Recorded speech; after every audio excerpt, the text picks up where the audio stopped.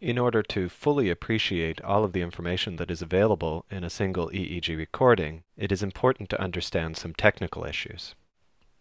A tremendous amount of information can be gained by looking at a single page or epoch of EEG.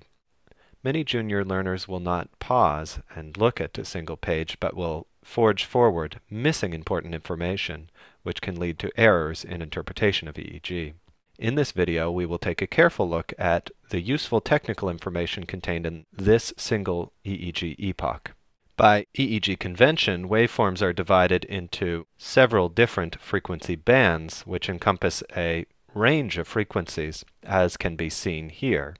The delta, theta, alpha, and beta frequencies are the ones that are most clinically useful to us. Gamma frequency waveforms can be interesting in more advanced EEG techniques, but this will not be discussed here. Alpha waveforms range between 8 and 13 Hz. This is an example of a basic alpha waveform with a frequency of 10 Hz, or 10 cycles in a single second, as you can see. If we look at a single chain of EEG over 2 seconds, you can pick out the alpha frequency waveforms in the back of the head, seen here outlined in red. Theta waveforms are slightly slower than alpha waveforms in the range of 4 to 7 Hz. Here I have shown a basic theta waveform at a frequency of 7 cycles in a single second, or 7 Hz. Again, if you pick out a sample of drowsiness or sleep, you can pick out some theta frequency waveforms in the parietal region, here outlined in red. Delta waveforms are slower than theta waveforms and generally fall in the range of less than 4 Hz. Here is a waveform that is at 2 cycles per second, or 2 Hz. Again, if we look at another sample of sleep in a single chain of EEG recordings, we can pick out the 2 Hz waveform. Beta waveforms are fast or high frequency. Here you can see a waveform with 20 cycles per second, or 20 Hz.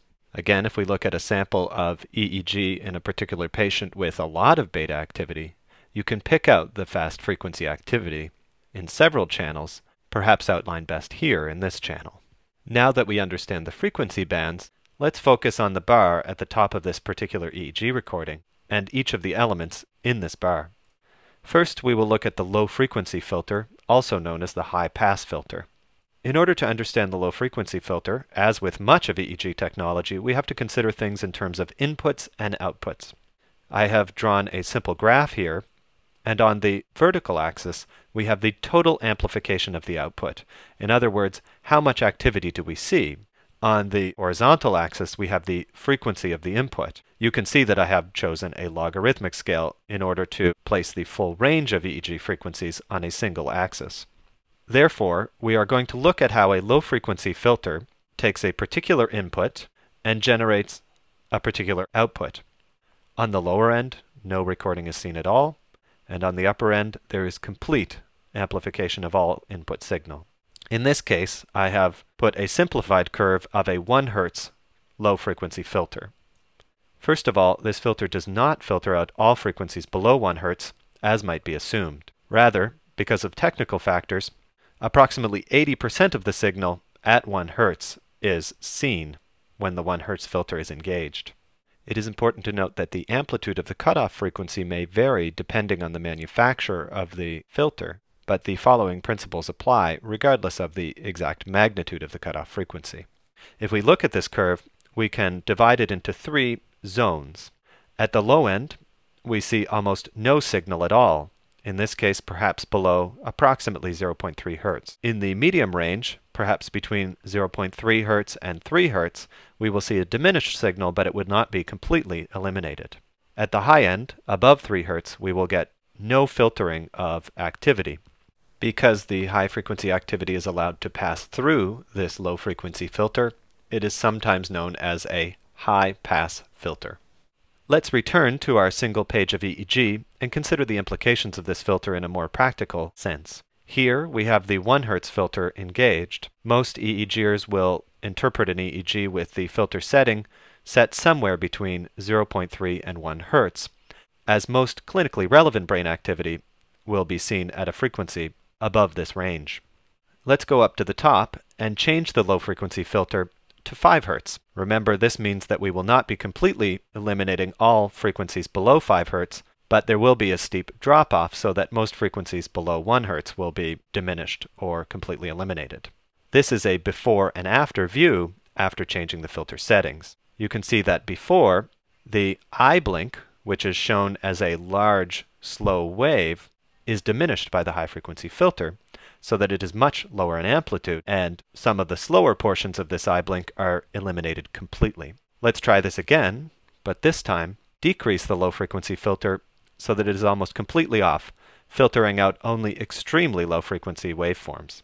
Again, looking at it before and after, and focusing on the eye blink, you can see our eye blink from before, and you can see how broadly contoured the eye blink becomes afterwards. Next, we will consider the high-frequency filter, also known as a low-pass filter. Again, we can consider the activity of a high-frequency filter by plotting the total amplification of the output, in other words, how much activity you see on the vertical axis, and the frequency of the input on the horizontal axis in exactly the same way we did with the low-frequency filter.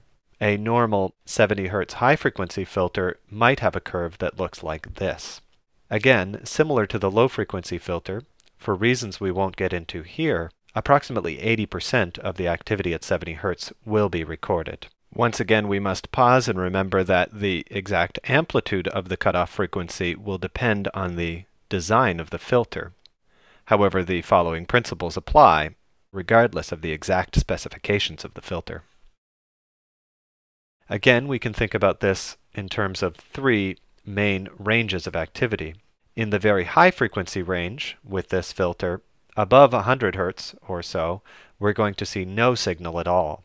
In the frequency or range around 70 Hz, we will see a diminished but somewhat retained signal. And in lower frequencies, we will see a full signal. Again, because we are allowing low frequencies to pass through without any filtering, we would call this a low-pass filter. Again, let's look at this from a practical perspective by making some adjustments to our normal 70 Hz filter.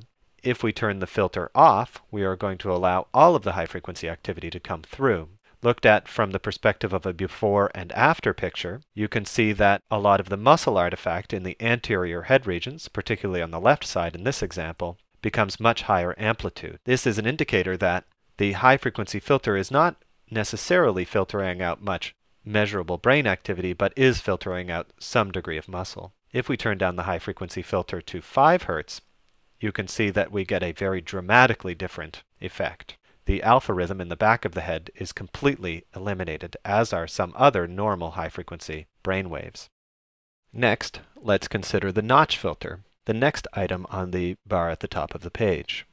In order to understand the function of the notch filter, we have to consider the source of major electronic interference. In North America, alternating current is produced at a frequency of 60 Hz. This frequency is 50 Hz in other parts of the world. This 60 Hz frequency can be produced by any electronic device that is plugged into a wall. You can imagine that there are many sources of electronic interference within the hospital. Let's consider how this affects EEG recording. In this diagram, we have a picture of the patient's head with all the electrodes placed from a bird's eye view. Let's put an electronic device, such as this computer, into the picture. The computer is producing 60 Hz electronic interference, which is experienced at all electrode positions in approximately the same way. Let's look more carefully at a couple of electrodes as an example. Again, we have to remember the concept of differential amplification in the generation of EEG rhythms. Let's look at this simple example where one input is FP1 and the other input is F3. Both are experiencing the same amount of 60 Hz artifact, and as you remember, the output is generated as the difference between these two. In this case, because they are experiencing the same amount of 60 Hz artifact, there will be a nice, clean output. Now, let's look at what happens when F3 is poorly connected to the head. In EEG technology terms, this means that F3 has high impedance. High impedance electrodes are more susceptible to 60 Hz artifact. Therefore, we have the same amount of 60 Hz artifact at the FP1 electrode, but a much higher degree of 60 Hz artifact at the F3 electrode. When you look at the difference between these two electrodes, there is ongoing 60 Hz contamination. The notch filter can help deal with 60 Hz contamination by filtering out frequencies in a narrow range around 60 Hz. Here I have included a diagram of the usual characteristics of a notch filter.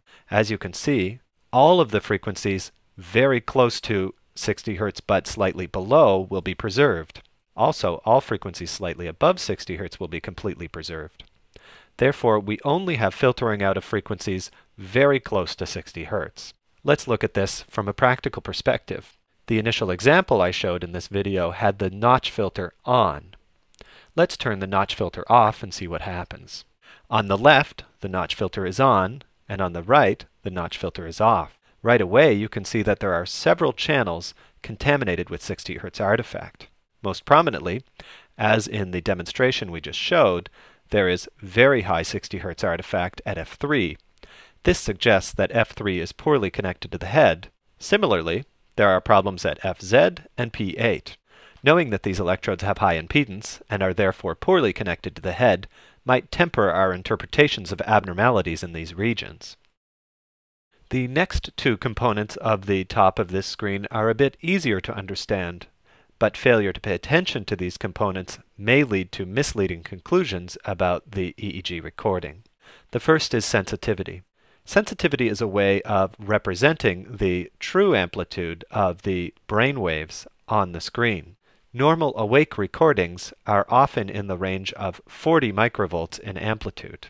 If we set the sensitivity to 7 microvolts per millimeter, which is a common sensitivity setting for EEG recordings, we can see that a normal background recording might be approximately 6 millimeters in height. By decreasing the sensitivity, we actually increase the number of millimeters needed to represent the true amplitude of this recording, and so it seems larger.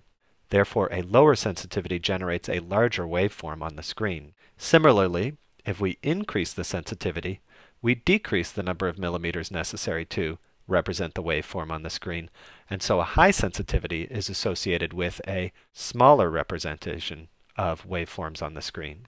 It is important to pause and note that the absolute amplitude of the recording has not changed. The brainwaves are still 40 microvolts. The difference is the size of the representation on the screen.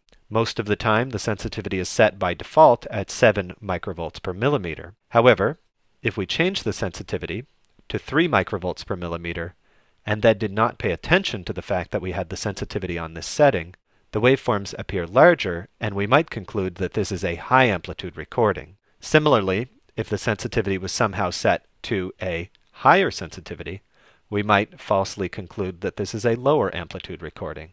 A quick look at the sensitivity prior to starting to read EEG is important to avoid these false conclusions.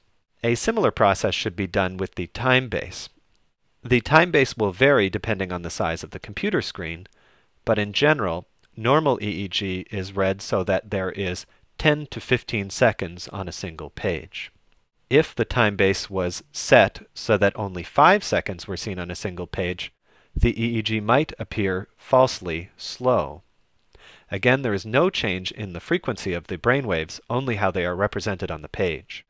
Similarly, a time base that shows a longer recording length on a single page might falsely mislead us into thinking there are very high frequency waveforms. Once again, a very quick look at either the time base or the number of seconds represented on the page will help you avoid these errors. Now that we have reviewed all of the technical aspects of this EEG, we are ready to make some clinical interpretations.